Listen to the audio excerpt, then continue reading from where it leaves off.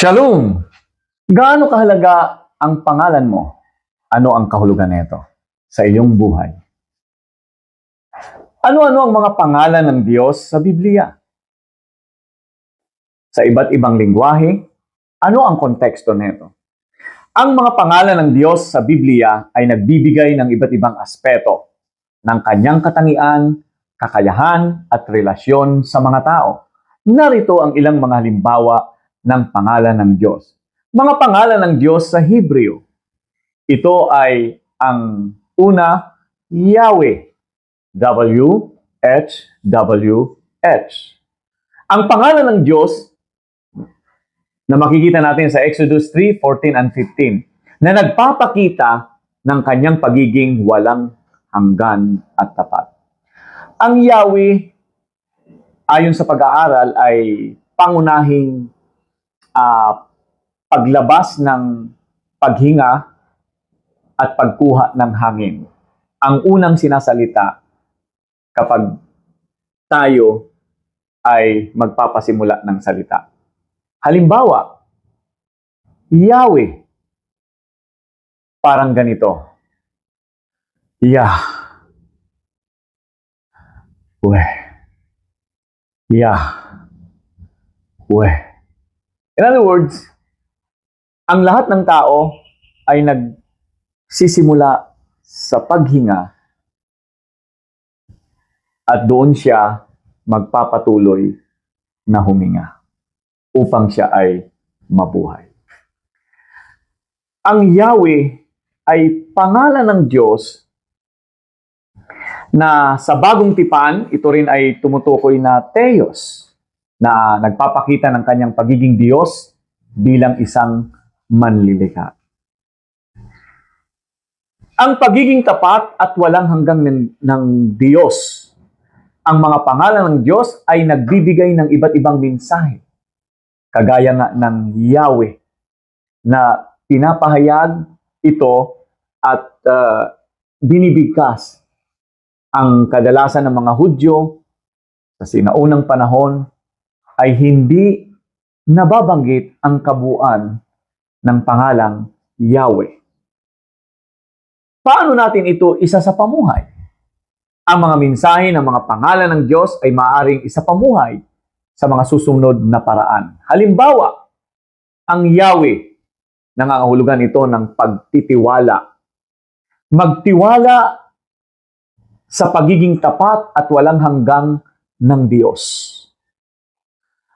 Mga mahal kong tagapakinig, gaano natin kilala ang Diyos? Gaano kahalaga sa atin ang kanyang pangalan? At ano ang implikasyon ng pangalang ito sa iyong pang-araw-araw na buhay? Kagaya nga po ng Yahweh na nangangahulugan ng siya ay tapat at walang hanggang Diyos. Alam po ba natin na ang pagiging katapatan ng Diyos, kaakibat dito ang walang hanggan? Siya lamang po ang mananatiling tapat magpakailanman sapagkat siya ay walang hanggan. Ang Diyos ng pangalan ay Yahweh. Ang Diyos na kinikilala ng bayang Israel. Ang Diyos na siyang nagpakilala at sinugo ang kanyang bugtong na anak na walang iba kundi si Jesus upang ikaw at ako ay maunawaan natin ang plano ng Diyos at ang kanyang mga gagawin pa sa buhay ng tao, sa buhay mo at sa buhay ko. Ang Diyos na si Jesus, na pasimula pa ng mga pasimula, ay naroon na siya. At ang salita na iyon ay Diyos. At ang salita na iyon ay nagkatawang tao, namuhay sa atin, na dala-dala ang katotohanan at biyaya. At ang biyaya na iyon ay punong-puno ng katotohanan na siya ay mananatiling magpakailan paman. Tayo ba ay nag-aalala sa bagong taon? Tayo ba ay naguguluminahan? Tayo ba ay may mga takot? Tayo ba ay may mga pangamba? Tayo ba ay nanghihina, nanlulupaypay? Tatandaan po natin, ang pangalang Yahweh ang siyang mag-a-address sa lahat ng mga kinakatakutan natin. Sapagkat siya'y tapat na tugunin ang iyong pangangailangan. Siya'y tapat na mag-preserve at mag-protect sa iyo sapagkat siya ang makapangyarihan at magpakailan paman. Hindi siya nagbabago.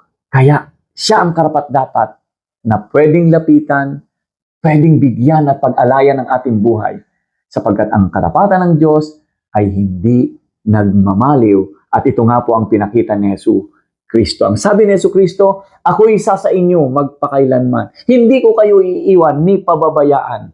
At ang mga salitang yon ay bunga dahil ang Diyos ay tapat at siya'y walang hanggan.